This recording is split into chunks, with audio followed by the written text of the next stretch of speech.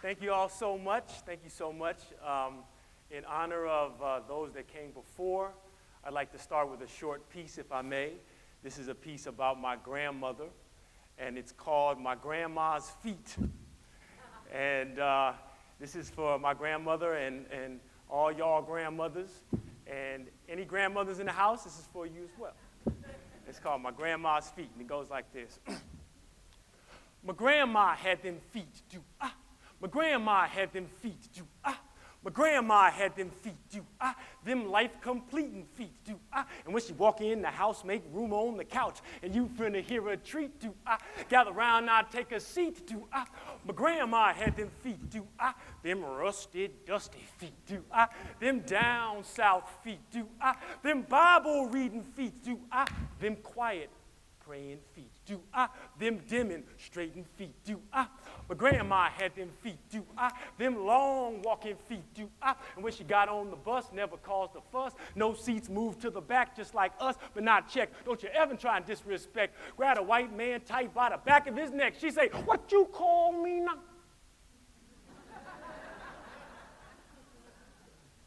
Well, that man turned white like a sheet. Ha! My grandma had them feet, do ah. Them call Uncle Harry feet, do ah. Them train riding feet, do ah. Them way out west feet, do ah. Them last hired feet, do ah. Them first fired feet, do ah. Them gotta be a better way feet. Lord, them gotta be a better way feet. Ah, gonna start me a business feet, do ah. Gonna own me a home feet, do ah. Hey, my grandma had them feet, do ah. I say my grandma had them feet, do ah. And when she walked down the aisle, everyone smiled. Mr., Mrs., they were married for a while. But after, well now, Jimmy, that was my 5th child. I found out my husband had another woman. Oh, yeah, right there. And that sucker had another child across town. Get out. No. You get out of my house now. And I never married again. Oh, I had my share of male companions after that. Don't y'all get me wrong. I'm just telling y'all, I never married again. Them truth be told feet, do I? Them getting old feet, do I? Them grandmother feet, do I? Them great-grandmother feet, do I? My grandma had them feet, do I? Them jambalaya feet, do I? Them cookie baking feet, do I? Them Jesus jumping feet, do I? Them hell no feet, do I? Them not so pretty feet, do I? My grandma had them feet, do I? Them medicine making feet, do I? Them herb boiling feet, do I? Them come here honey feet, do I? Them strong black woman feet, do I? Them beautiful feet, Lord. My grandma had them feet, do I? I say my grandma had them feet, do I? I think grandma had them feet, do I? I think grandma had them feet, do I? I think grandma had them feet. Do I think grandma had them feet? Do I? Yeah, all right. Thank y'all. Thank you so much.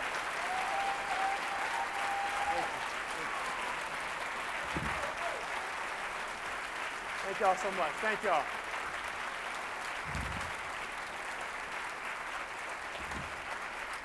Thank you so much. Thank you.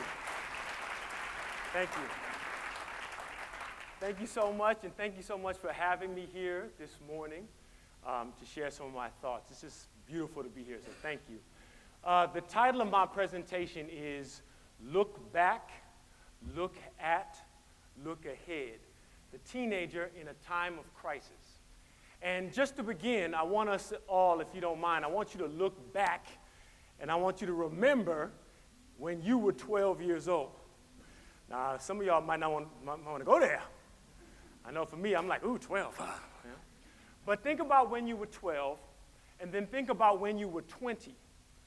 And I think, no matter who you are, where you're from, you'd be hard-pressed to find another 8-year period where you went through the amount of changes, physical, emotional, mental, spiritual changes that you did when you were a teenager.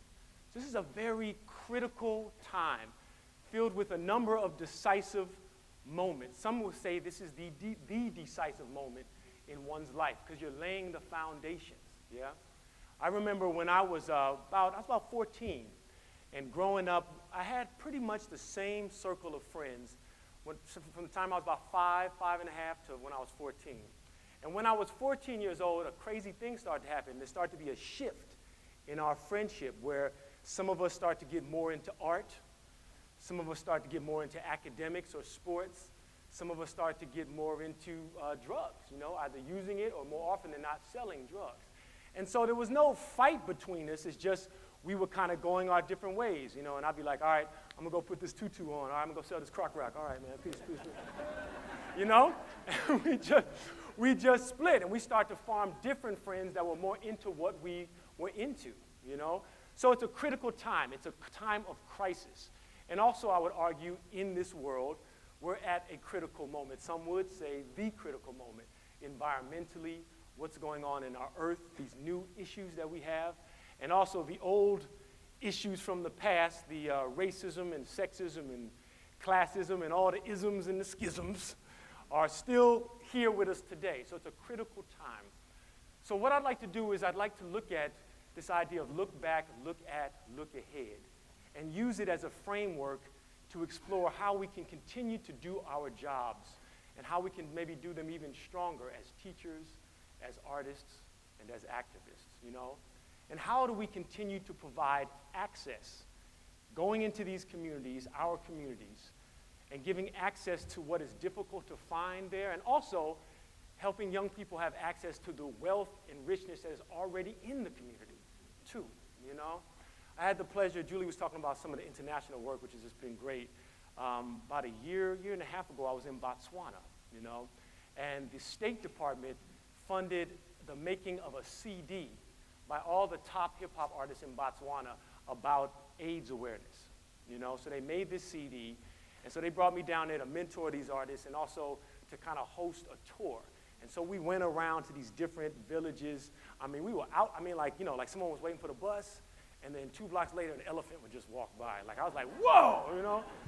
Like, you're not gonna see that in New York, you know what I mean? Elephant. You know, so we were, man, we were out there, you know? And so I was working with these hip-hop artists, and they were at different levels of development, but I was like, listen, man, like, you sound like you from, why are you trying to sound like you from Brooklyn, like you from Botswana, you know what I mean?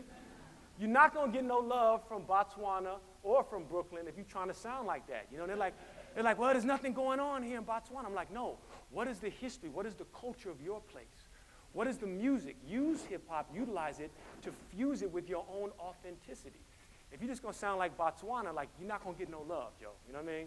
You're really not. So find the richness in the stuff that's already there. So it's double access, yeah? So part of the way we do it, and I'm sure a lot of us do this, is we reach back, right? We reach back to the past.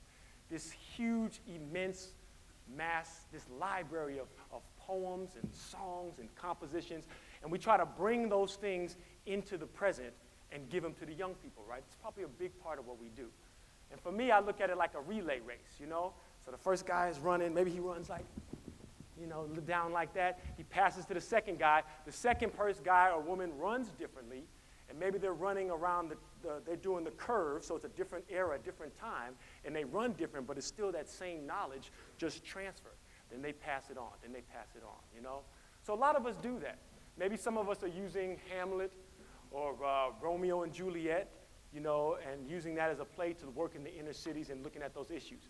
Maybe some of us are doing an oral history project, maybe, where you're saying, go interview your grandmother and your grandfather and your uncle, and then write poems about their experience. So we do this, but the key thing here about looking back in terms of this is how we look back. And the older we get, I don't know what this is. I don't know if it's biological or what. The older we get, the more we start to romanticize the past, you know? I don't know and you know what I'm talking about. You turn on the oldie station, right? Aretha comes on. You better think. You're like, yeah, Aretha. Yeah, think, Aretha, you know? Think. I wish these young people would think, you know? Think. You know? Next song, Marvin Gaye. What's going on? Yeah, what is going on? Oh, yeah, good music, you know? And so you start listening to your oldies station, but you got to remember the oldies, they're not playing all the trash from the 60s and 70s. They only play the classics, you know? You feel me? They play the Jackson 5. They're not playing the Franklin 8 or, you know what I mean? The Franklin 8, you know, no one's dancing to that. You know? So you start to think that, wow, my music was better. My time, we did more important things. Even if you're not consciously, sometimes it's a subtle thing. So we do that. It's a detriment to us as teachers. We revise music. We revise whole histories. So, for example, my father, right? My father was in the civil rights movement down in the South. He wasn't anybody famous, you know. He was one of the masses of these were teenagers, young people, breaking the whole thing open, right? He wasn't famous, but he was there. You know, one of the famous things, one of the funny things that he tells me is that my father will be like, hey, boy, come here. You know, he's like, you know the picture with Dr. King and Stokely, and we all coming over the bridge in Alabama, you know that picture? I'm like, yeah, I guess so. You know. He's like, well, if that picture, if you look real close, you can see my elbow. That's my elbow, boy. So his elbow is in history, you know what I mean, right there. So he was there. He was there, you know what I mean? But we revise history. So let's fast forward now to a few years ago. My father is remarried, and my father's wife's son, my stepbrother, right? They're doing their thing. And my stepbrother has a daughter who's about 12.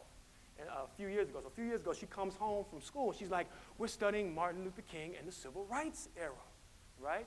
And so my father happened to be there. He was like, oh, I know all about that. I was there. He's like, so look, this is what you do. When you're walking and the police come, there's a certain way we would roll so they would only hit your hips, your ribs. They wouldn't get deep in. Then you would roll again with the right priest. And my stepbrother was like, no. I don't want my daughter knowing about it. We shall overcome. You know, Rosa Parks, be free, that's it. He's like, no, but you got to understand, when you roll them, they're like, no. You know? So a lot of times we revise history. We clean it up. We make it a fable, a myth. And so what we're doing, though, is we're doing a disservice to the young people, particularly the teenagers that we're working with. Because they're learning about these earlier times. They're like, that has no relevance to what I'm doing. These people were talking about freedom. I'm thinking most of the time about girls. Well, they thought about girls. They were in the demonstrations like, she's fine. You know what I mean? They were. You know? You know what I mean? So we got to tell the whole story. We got to tell the good, the bad, and the ugly. Then the teenagers working with you can consciously say, okay, we're going to try to take these beautiful parts, the sacred things that our elders and ancestors did, and maybe the rough, dysfunctional things we're going to let go. But they can't do that if they don't know the whole story, you know? This idea of extracting the good and relinquishing maybe the negative, this is key to a lot of things within hip-hop culture, you know? Now, when you think of hip-hop culture, you think of this thing, you know, love it or hate it, it's all over the world. I mean, it's like everywhere. I got a friend, my friend Danny Hawk. He's a theater artist and an activist. And Danny told me this story about when he was in Morocco. And again, he was way out in the cuts, not the city, like way out. And there was this little modest abode. And this guy who was living there, I think he had like a family emergency or something, so he had to sell all his stuff. So everything was for sale. So Danny went into this little place, and there's like these amazing rugs and all this kind of stuff. And he finds a cassette. It wasn't even a CD, a cassette of Eric B. and Rakim's Paid in Full. And for those of you who don't know, this is like, you know, classic. It's like a seminal, definitive hip-hop album from the 80s, right? It was a cassette, old dusty cassette. And so Danny picks it up and is like, hey, man, Eric B. and Rakim. And the guy's like, that is not for sale. I'm not giving you the cassette, you know? So it's everywhere, right? It's everywhere. But as some of you may know, it started, hip-hop culture, this thing that's all over the world now, it started in the South Bronx in the 70s, again, by teenagers. Teenagers lead the way often, the new energy. And there was like, a lot, at this time, music programs were being cut, but there was still this urge to be creative. And so these teenagers start to go into abandoned buildings and parks, and they would go into an abandoned building and like rig the electricity from the city and steal electricity and light up an abandoned building, literally bringing life to where there was death, and they would have these parties, and that's kind of where hip-hop culture was born. And it started with these pioneering DJs, people like Kool Herc, Grandmaster Flash, and really where it started musically is with the how can I break this down? The break, all right? So 2 record players, right? I know I'm kind of getting crazy, but just follow me here. 2 record players. Now, what traditionally DJs would do in this early culture is they'd play one song right here on this record player, right? And when the song was over or about to end, they would mix in this song. So there was no stop in the music, right? So this would end, they would mix in this in. And then some of these early pioneering DJs started to realize is that when the song in the record, it got to the place called the break, the audience would go crazy. And the break is where the music essentially breaks down, you know? So if it's James Brown or something like that, it breaks down to just a few elements, you know? So if it's like da-da-da, ba-ba-da-da-da-da, you know? And then eventually the music will come back, da-da-da-da-da, you know? And so these DJs realized that during the break, people would go crazy. They would dance harder, sweat more, you know what I mean? It was like, you know, be elevated, you know? And then the music come back in, they would kind of go back here, you know?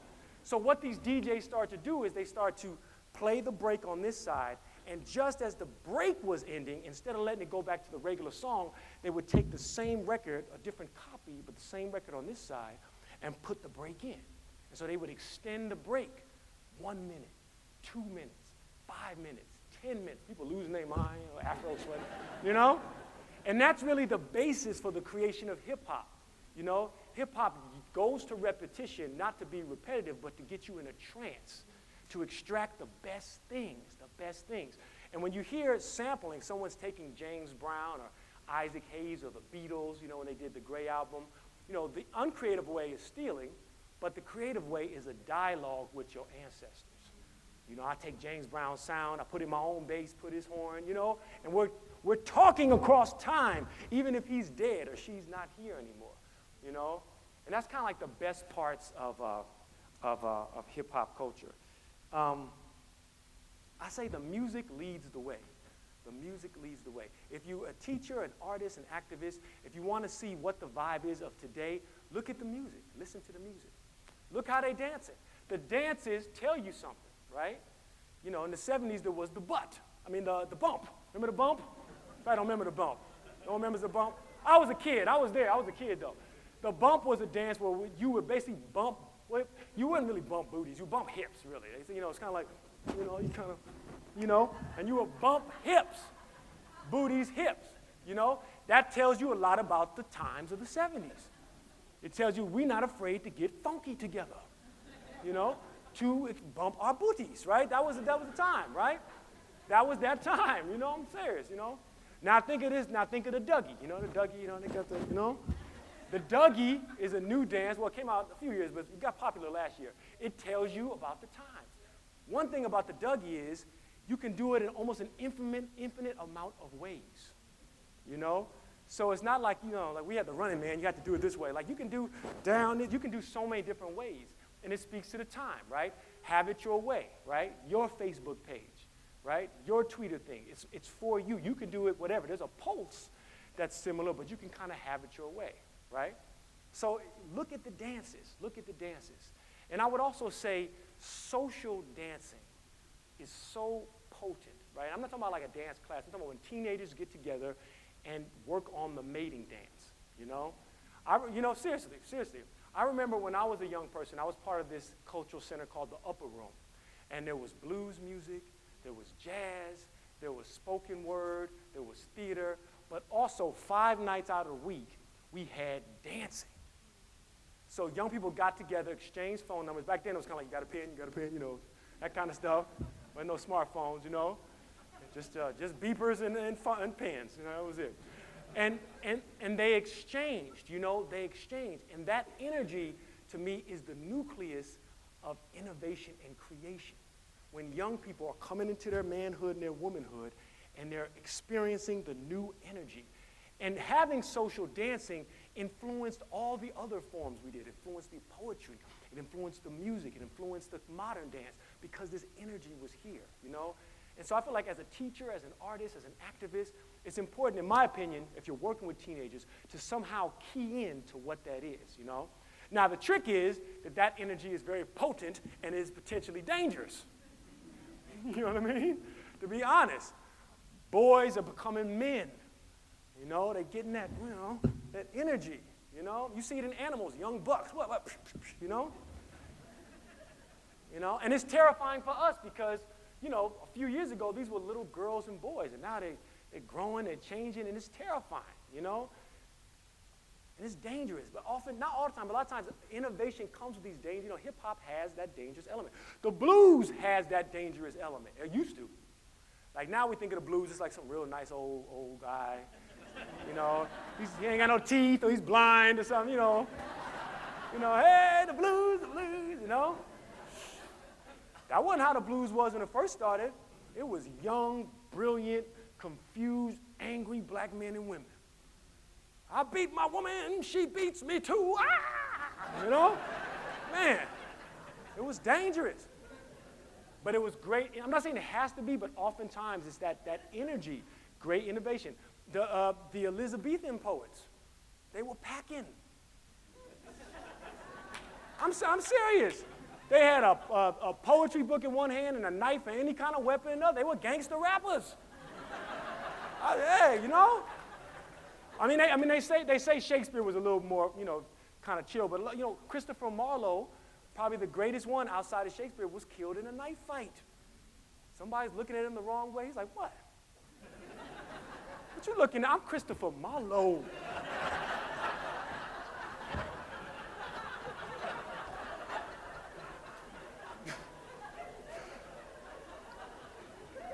You know? So I think the key with this, and this takes me into the now, you know, the look at. How do we, as teachers and artists, harness that brilliant energy of teenagers? The teenagers that create new forms of music and culture. The teenagers that create new political and social movements. We as older people are always connected, but it's the young people almost always that pushes it into being with that energy. So how do we support and celebrate that energy and minimize the risk of the volatile nature of the danger, right? And that's the dance that we kind of have to try to do, you know? We don't want more drama in the community. You dig what I'm saying? We want to try to figure out how to minimize the drama. You know, when I go home, I mean, it's crazy. I mean, I'm from the Fillmore district in San Francisco, and over the years, that area has been gentrified, but it's like less and less black people, but then there's still some drama. Like, you know what I mean? It's just real frustrating. When I was growing up in the 70s and 80s, you know, we saw the older cats. Then we became the guys. And I've seen personally 3 generations of some families. You know what I mean? Like the older brother was on the street hustling. Then we came up in the crack era. He was on the street. And now I go back, it's like, is that little Rick? Hey, Will, you know, it's like, oh, you know, he's big now, hustling, you know? And obviously there's so much more that goes on in the community, but how do we use art and culture to break that cycle, you know? To break that cycle. I know sometimes when I'm doing work, it's frustrating because sometimes, I don't know if you guys feel this, but sometimes I feel like all my energy is going to not making things better, but just making sure it don't get worse. You know what I mean? So I'm kind of holding the line. My whole life is just like holding the line, you know? But it's just not enough because things, we can't just hold the line. We got to figure out how to make it better, you know? A couple of things to think about, you know? One thing for me is that I had to realize as I get older is that, you know, a great reform, it's rare that a great reform begins and ends in a single lifetime, you know? So I had to start looking at my life more on the long term. Think of Susan B. Anthony, for example. 50-something years she put in for women's rights to be equal, for women's suffrage, right? They say that most of that time she was 6, 7, 8 months on the road. In the 19th century on the road. I don't mean like you on JetBlue with some blue potato chips. You know what I mean? You know, I'm talking about like traveling on stagecoaches, trains, boats, ships, over the mountains. I mean, just roughing it, speaking everywhere. You know, women did not get the right to vote till 1920. And even then, the reform was not done. It's still not done. You know, Frederick Douglass, the same thing. His whole life. African Americans got to be free. They ended slavery. Still the fight continued. 100 years later, here come Dr. King and them. Still the fight continues. you know, and it still continues. That reform still continues. We got Obama. At the same time we got Obama, what is that? 48% of African-American male high school students graduating. 48%. In a world where you can't even get a job with a bachelor's degree. You know what I mean? So the reform continues. So I don't say that to depress you guys like, oh, damn. I say that these things, they do progress, but they take time. The other thing is we don't have to fix everything right now. We don't have to fix everything in our life. What we have to do is lay the foundations, yeah? Lay the foundations. Use the past in the present, lay the foundations for the future activists, artists to move on. Maybe we won't finish it, but they will. All right, and with that, I'd like to do one more piece if I could. Do we have time? Okay, all right.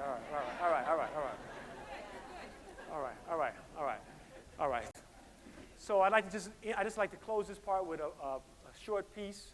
I think we have further discussion in another room. I don't know where that is, but okay. So I would love to, dialogue more about this. But I want to end with this, and this is more an offering to all of us as a challenge. Yeah, as artists, as activists, as teachers, a challenge. Yeah. Okay. Ba-ba-dee-da-da-ba-do-dee-da, ba-ba-dee-da-da-ba-do-dee-da, ba-ba-dee-da-da-ba-do-dee-da. Well, I had my headphones, Jay-Z was playing. I was walking down the street, listening to what he's saying. Some stuff about the fact, like he was paid. It don't mean nothing because they just brought down the world trade. Then I came across a man. He was in a zone. His hands were all bloody. He was punching a stone. Say he wanna do something, wanna do it soon. I said you probably ought to get some healing for those wounds. He say, let's kill all the Arabs, man. He say, let's kill all the Arabs, man. He say, or at least get them out this land. He say, every American must take a stand. I say, I don't recall making your folk pay when the building got blown by that man McVeigh. Plus your folks ain't native in this here land, bro. If somebody kicked you out, now where would you go? Ba-ba-dee-da-da-ba-do-dee-da, ba-ba-dee-da-da-ba-do-dee-da, ba-ba-dee-da-da-ba-do-dee-da. I was kicking it down south in the Georgia state. I was visiting my sister, man, she doing great. It was me and my wife in a pocket of green. She say, let's take a ride, check the southern scene, so high. Yeah, we hopped on the bus and we started to roll through towns where the people used to be bought and sold. My folk worked in the heat and even the cold. Then they fought Jim Crow, let the story be told. So on the Greyhound, it is cold air. Because the bus driver got the air conditioning way up. If you had to take Greyhound, you know. No. Then a woman with a child in her arms and one on her knee. In broken English, she say to the driver, too cold, please. And the driver just ignores her, kind of shrugs it off. He says, shoot, I like the cold. It keep my jerry curls soft.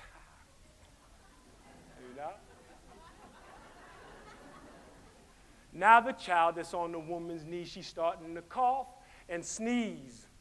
So the woman asked the driver again, too cold, sir, help. And the driver stops the bus. He say, all right, that's enough. I'm tired of you Mexicans always asking for stuff. This is my bus. You don't like what's going on? Take your butt back down there to Mexico where you belong. You know the old folk died so that we could be equal. Never thought we'd turn around and then oppress another people. Ba-ba-dee-da-da-ba-do-dee-da, ba-ba-dee-da-da-ba-do-dee-da, ba-ba-dee-da-da-ba-do-dee-da. All right, thank y'all. Thank you so much. Thank you.